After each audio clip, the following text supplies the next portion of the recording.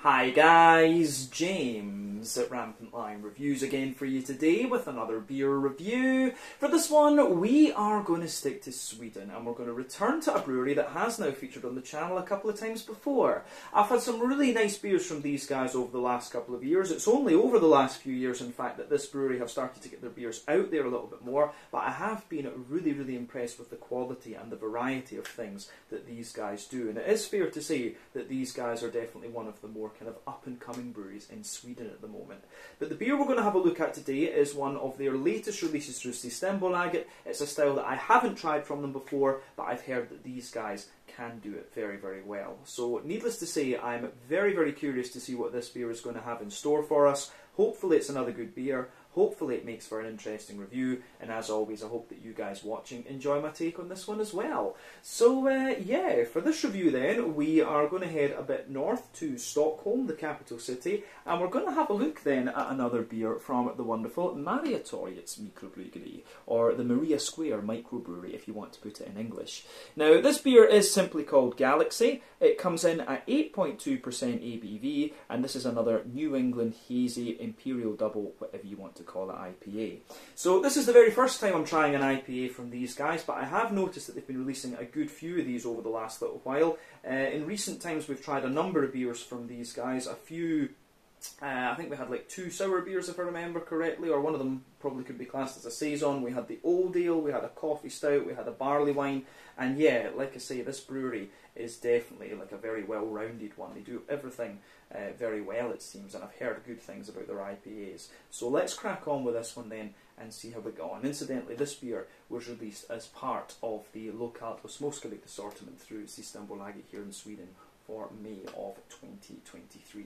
But yeah, as always with my reviews then, I'll tell you a little bit about the brewery before we taste the beer. If you want to get straight to the tasting though, just fast forward. All the usual links can be found in the video description below. That's the brewery website, the link to my other reviews that I've done from Mariatorgets Mikrobryggeri before, and we will no doubt add more to that list at some point in the very near future. But there's all the usual social media down there. If you want to see more reviews, do please consider subscribing to the channel. The support you give is massively appreciated, and remember, you can go into the channel homepage and search for beer based on the geography tagging system. So yeah, just go in there, use the search bar, put your hometown, state, county, whatever you like. If I reviewed beers from the area that you search for, they will pop up. Failing that, of course, you can check out the playlist of beers from different countries. You'll find this one in the Swedish playlist along with many other things, and that is of course being added to whenever I get the opportunity.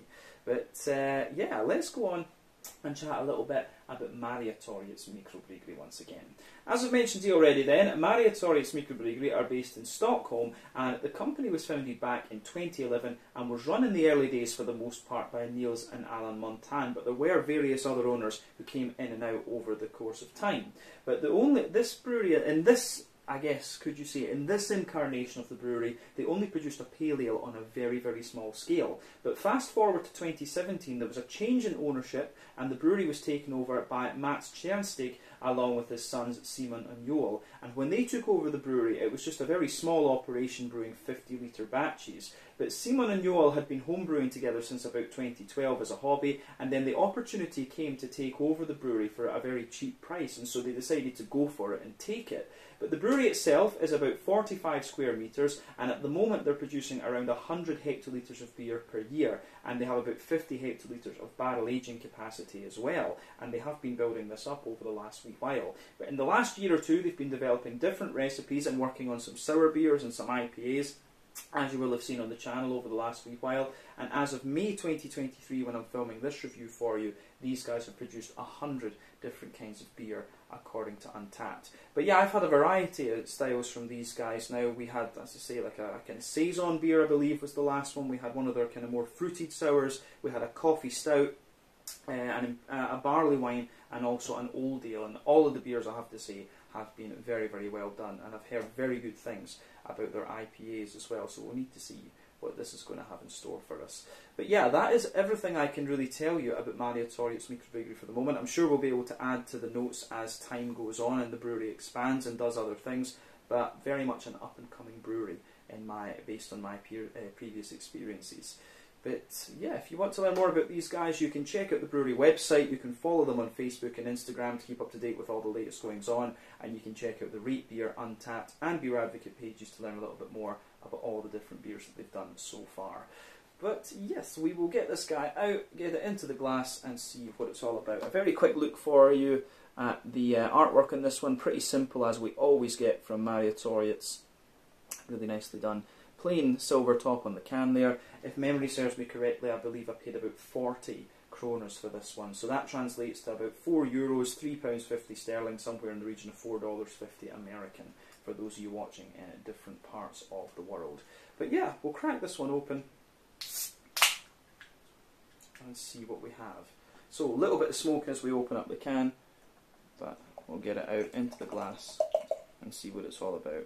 As we said earlier, this one comes in at 8.2% ABV, a New England Hazy, Imperial Double, whatever you want to call it, IPA, hopped with Galaxy, obviously, which comes from Australia, about 14% alpha acid, and Galaxy usually gives you very pungent passion fruit, quite a bit of juicy mango and things like that as well, and quite often a little bit of pineapple and things. So yeah, very interesting hop, and probably the best known of the Australian hops, in fact. But yeah, anyway, as you can see, this beer is poured pretty much as you would expect of a New England Hazy IPA. Before the head disappears, we can safely say that it's poured with about a 3/4 finger frothy perfect white head, one or two mediums, one or two big, like kind of big bubbles sticking toward the side of the glass here, but you can see a few bits of carbonation going up toward the bottom of the head too. But I would say the bubbles in this beer are on the head are quite medium sized rather than being very, very small and ultra foamy and things like this. But overall, the beer does look very, very nice. In terms of the colour of this one, I would say that it's a nice bright mango juice sort of yellow. I always like comparing the colours of New England IPAs to different fruit juices because that's just what they remind me of. But yeah, this one looks very, very good. Remember, the colour of your beer depends on a few things. One, the type of malts that you use. This goes a long way to determining your EBC rating. Two, length of your wort boil is also going to play a role, because the longer you boil the wort, the more the sugar caramelizes, and thus you can get a darker colour of beer. Any barrel aging that you do or adjuncts you put into the beer will also affect it as well, but when it comes to IPAs, you don't often have to care about those latter two variables. But yeah, level of haze on this one is pretty nice. It looks a little bit soupy and gloopy. It's kind of along the lines of what you might expect for a New England double IPA, and the haze in these beers, of course, is dependent on the oak content, wheat content, and to a degree what yeast you use as well. This can vary from brewery to brewery, recipe to recipe. There's not really too much of a rule about that one. But yeah, in terms of the appearance of this beer, considering what style it is, I don't think we really need to say any more. It's not overly surprising from that perspective. So yeah, let's have a little look at the aroma and see what this one is going to have in store for us. Looking forward to this. Oh yeah, it smells very, very nice. We can say that straight away. Not surprised when I think about the quality of the beers we've had from this brewery before, in any case. So yeah, the aroma from this one, I would say, is more of a, yeah, it's a very nice kind of,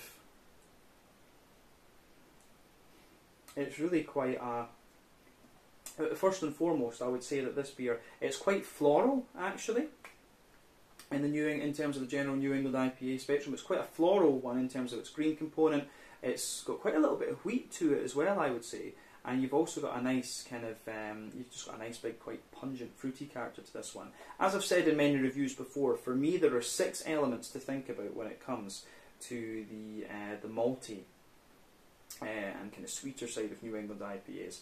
So I would say that you have to think about the kind of farmhousey and yeasty character and the rye lean and grainy side of things, although they are a bit more prominent in American brewed New England IPAs. But then you've got the barley malt bread, the wheaty bitiness, the oaty creaminess, and also the sweeter side of things as well.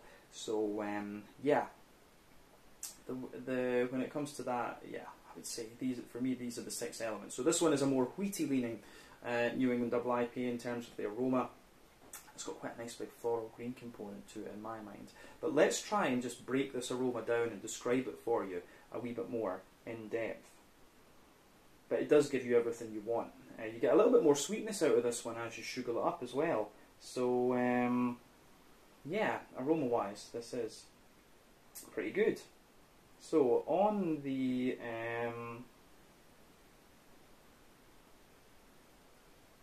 yeah, in terms of the backbone of this beer, for me, you've got a lovely little bit of kind of fresh white bready bread crust in there. That forms the backbone of the beer. You've got a little touch of cracker in there, I would say as well, like a Jacob's cream cracker, maybe a teeny little hint of woodiness, but for me the backbone of this beer, aroma-wise, is that fresh white bready bread crust sort of thing. On top of that, you have a little bit of a more,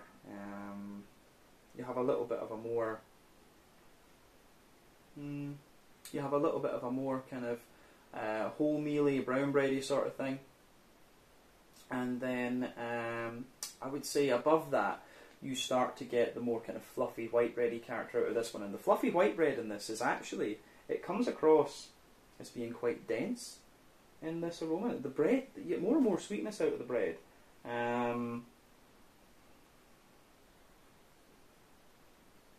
So yeah, sweet brown bread, fluffy kind of sweet white bread. Then you've also got a nice little bit of a thicker kind of wheaty sort of thing. We've got a nice kind of wheaty sort of thing coming out of this one. But yeah, at the back of the nose, you definitely get a bit of that more kind of wheaty bitiness. And this was the reason earlier that I said I felt this beer was leaning more toward the wheaty side of things. So the wheat's showing you two sides. It's showing you an element where it kind of smoothens out the beer, but it's also showing you a little bit of a more kind of bitey character, which I find quite interesting. So yeah, aroma-wise, very nice in that sense. On top of the wheaty character, you definitely get some of the oaty notes out of this beer. And this one does retain a little bit of creaminess to it, but it also has a little bit of the dryness. And as I've said in reviews before, for me, the oaty character that you get in New England IPAs can quite often be a rough indicator of how old your beer is. Essentially, the creamier the beer, the oaty character is, the fresher the beer is, the drier the oaty character is, the older the New England IPA is. So this is worth bearing in mind, in my experience.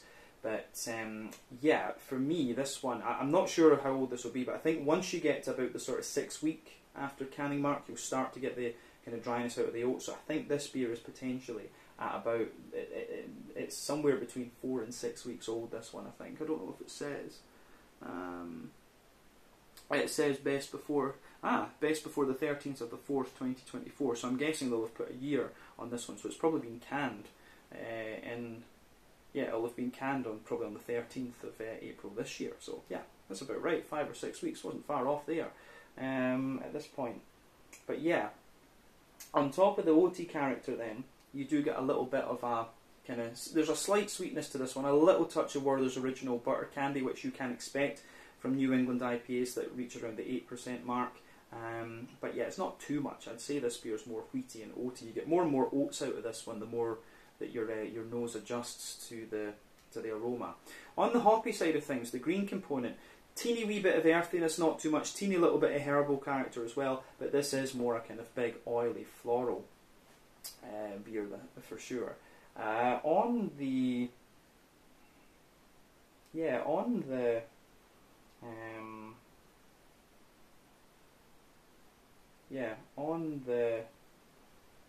green component side of things then, for me, I'd say that it really leans more toward the floral side of things. You do get a little bit of grassiness in there as well, and the grassy character has quite a little bit of zestiness to it, but the floral notes for me are quite oily. So yeah, the way it goes together in that sense is really nice. But you can tell, as I've always said, with IPAs you have a few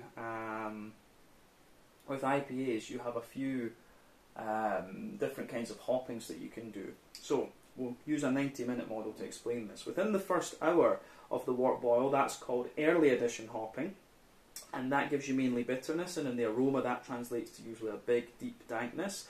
The last half hour of the wort boil, that's called late addition hopping.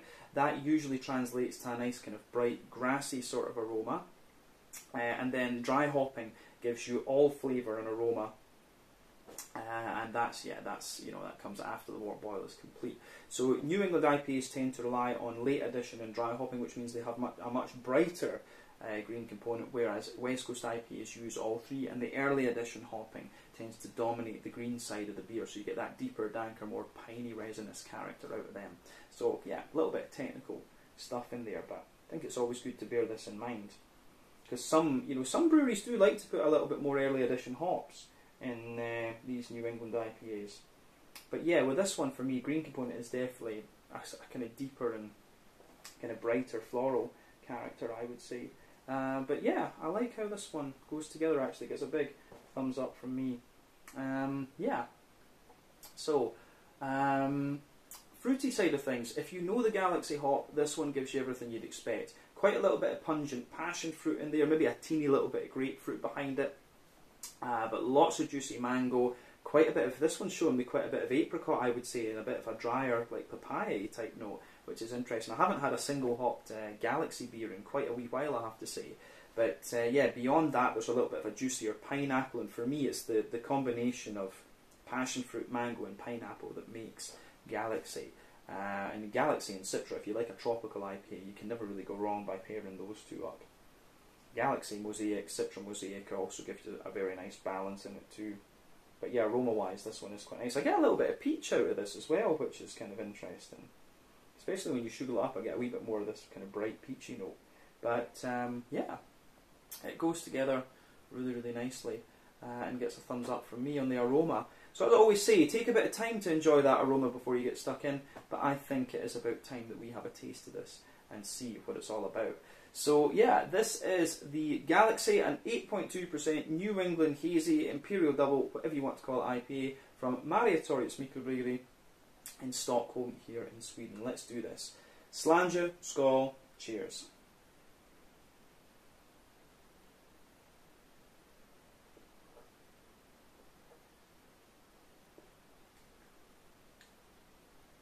Yeah, that's pretty damn nice.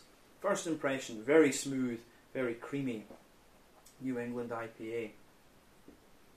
You can feel the wheat coming out a little bit further into the aftertaste.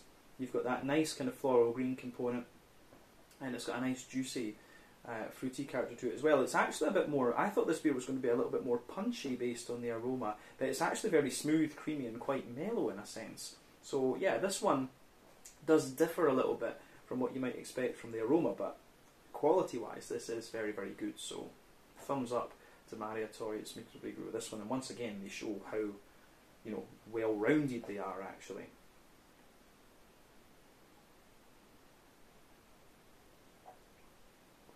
I get the feeling by the end of this review, I will be complaining that this is only sold in a 330ml can, but of course, with the size of this brewery, that's just a volume thing. But this is a good beer. It is a bit of a shame that it's not sold in a 440, but absolutely, you can't criticise the brewery for that with their size and so on. But anyway, that said, let's move on. Let's break down this beer and describe it a bit more in depth. So we'll start with the middle third of your palate then, as we always do.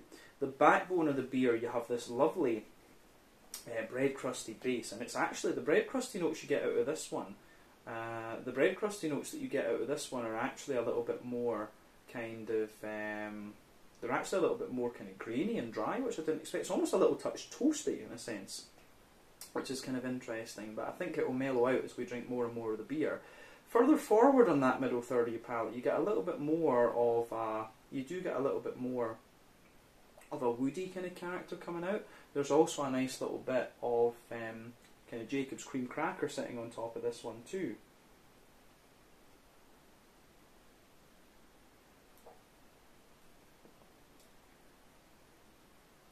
So, on that note, above that, the Jacob's cream cracker, above this, you start to get the more dense bready notes, and for me, there's definitely above that a layer of a more dense white bread, kind of brown wholemeal bready character actually. And that wholemeal brown bready character comes across as being quite wet. It's quite dense. It's quite sweet, and it kind of lingers there into the as well into the aftertaste, which is quite nice. But above that, you get the more the kind of more fluffy and light white bread. But at the same time, the white bread actually does have a good little bit of density to it, and then above that you're getting the wheat, and the wheat has a nice smoothness to it. It's also got a good little bit of bitiness, and yeah, the way that that goes together, I think, is quite nice.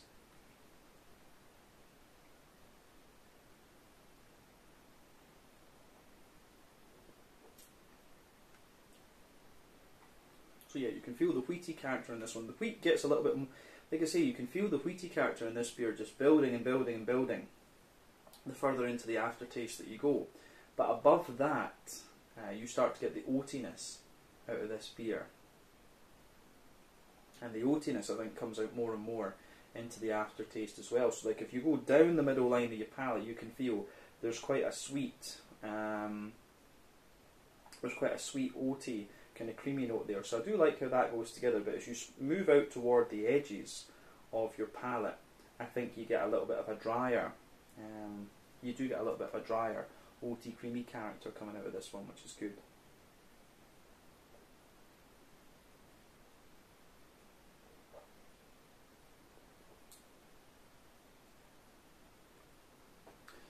So yeah, you get that really nice oaty dryness coming out of the beer. And to say, and I like I say, I'm pretty sure this beer is about 6-7 weeks old at the point that we're drinking this one. So you can just feel that dryness toward the edges of the palate there, the creaminess down the middle. So this kind of shows you what I was saying earlier about oats being a good indicator of how fresh your New England IPA is. But then above this, you start to get, in the dead centre of your palate, you can feel there's a little circle there, and that's where you kind of get some of the sweetness out of this one. There is a little touch of like a Werther's Original butter candy, butterscotchy note out of this one, and you can feel just little bits of McVitie's digestive biscuit. You can feel just little bits of McVitie's digestive biscuit pushing their way out of this beer, kind of just on in the middle third of your palate as well, especially as you go into the aftertaste. So yeah, I think that covers the middle third of the palate with this one, to be honest with you. I do like how that pieces together. Let's have a little look at the back third of the palate then. So in that border region between middle and back third of your palate, you get a nice little bit of kind of bready build up in there, which is good. On top of that, you're getting a little bit of a more kind of bread. You get the bread crusty base again in the back of that back third of your palate. I've always said, generally speaking, more dry and bitter flavours come out further back in the palate, which is good. So yeah, you've got that dry McVitie's, you've got that dry, slightly more well-fired bread crusty characterised. I'm curious as to about the base malt in this one, because it really does feel a little bit more dry and slightly toasty in a sense. So you've got that in there. Above that you get the cracker, which again feels a little bit drier. Then you've got the wholemeal brown bready character coming out of this one too. So the wholemeal brown bready character, it's a little bit less sweet and a little bit more dry, but it's also a little bit lighter and more airy.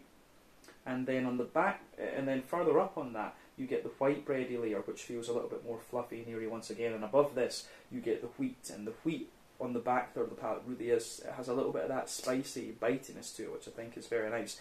On the back third of your palate, you tend to get similar flavours in the lower part. It's just they come out in different densities, intensities, whatever you want to say. But above all of that, you have a little bit more of a, you do have a little bit more of a kind of yeasty character out of this one. So the yeasty notes that you get are a little bit more, the yeasty character that you get, it's a little bit like a kind of farmhousey, woody bread type character that you get out of this one, but it's got a little bit of almost honeycomb wrapped around it. For some reason I always get honeycomb on the back third of the palate. I get a little bit of a sweet brown sugary kind of thing. But yeah, definitely on the back third of the palate anyway, you can feel the flavour is taller. Then as you come further forward into the middle third of your palate, it just kind of condenses down and squashes together, and that for me is really, really nice. Yeah, I think this is good. Let's move on to the hoppy side of things then. We'll take the green component first.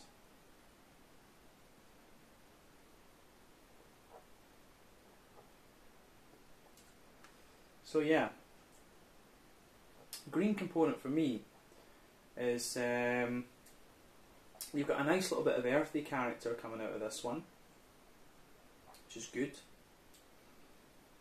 A bit more earthiness than I thought there would be from the back, from the aroma, sorry, but as you move further forward, it very quickly gives you a nice floral aromaticity. And I do wonder if this beer has had a little bit of early edition hop, because you can feel it has got a little bit of depth and dankness to it, and almost a bit of spiciness, and the spiciness comes out more as you reach the front corners of the palate. And like I say, I do really like how that pieces together in this one.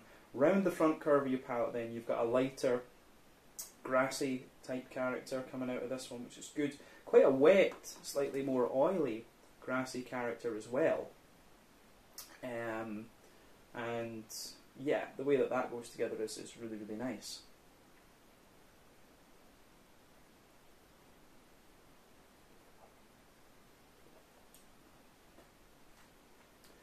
But yeah, it is really, really nice in that sense. Like I say, a wet, sort of grassy character coming out of the beer, which I do really enjoy. I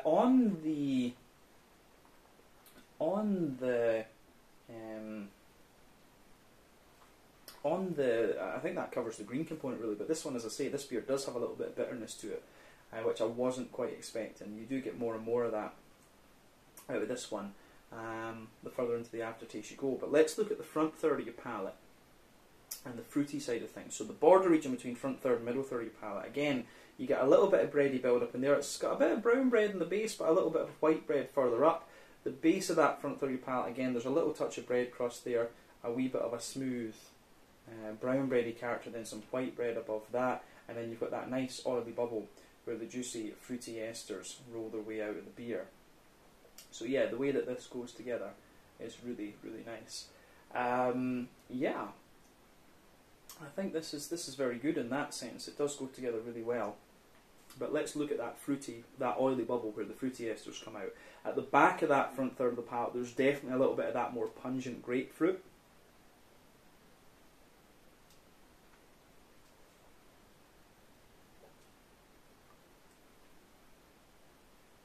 So at the back of that, front third of your palate, you've got that stronger grapefruity note as you move further forward.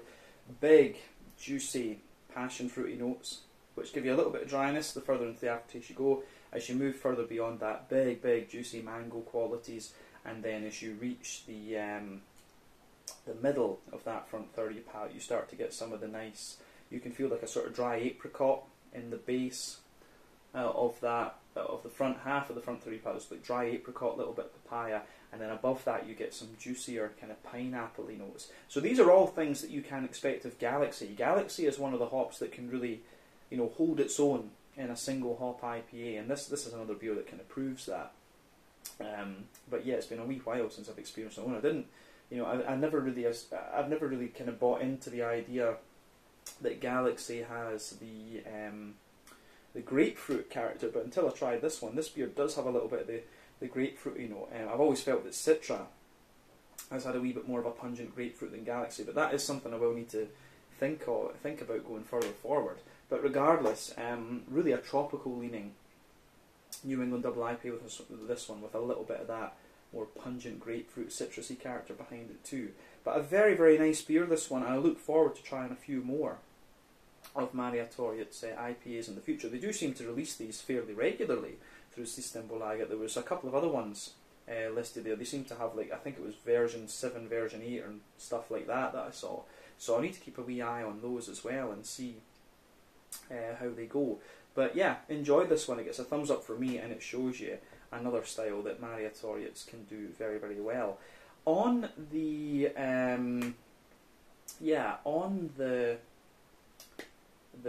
I think that's everything we need to say about the flavour. On the mouthfeel side of things then, just to round off. So for me, top end to mid-bodied, smooth carbonation, little bit of bitiness to this one.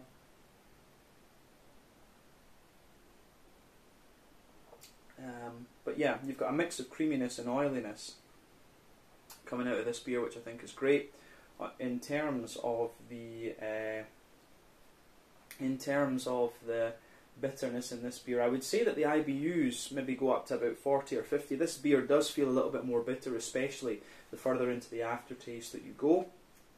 So I would not be surprised if this one is 50 IBUs, or maybe even 60 at a push. But yeah, always take my IBU counts with a pinch of salt. It's my weakest point of beer reviewing. But yeah, the malt base, like we said, has a bit more of a grainy, toasty sort of thing to it. You've got a lovely little bit of smoothness and sweetness there, and a bit of creaminess on top. Then you've got the more, kind of, it's like a slightly pungent grapefruit to this one, but other than that, it's quite a soft, tropical, fruity character that you get out of this beer. But yeah, lovely New England double IPA, this one. As I say, my only real complaint about this is that it's not sold in a 440 at least. But you know, you can't fault Mariatorgets for that, because they are very, very small. So it makes sense for them to do 330s, and every beer I've had from them has been a 330. So it's almost like an illegitimate complaint, that one. We should talk about the quality of the beer. It's just more me moaning, because I would like a bit more of this one to enjoy.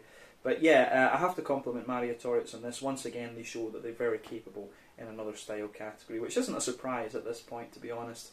But yeah, this is definitely worth having a little look at, as I'm sure their other IPAs are, if you get the chance. But yeah, I think we can leave it at that for this one. This was the Galaxy, an 8.2% New England Hazy Imperial Double, whatever you want to call it, IPA, from the wonderful Mariatorgets Mikrobryggeri in Stockholm.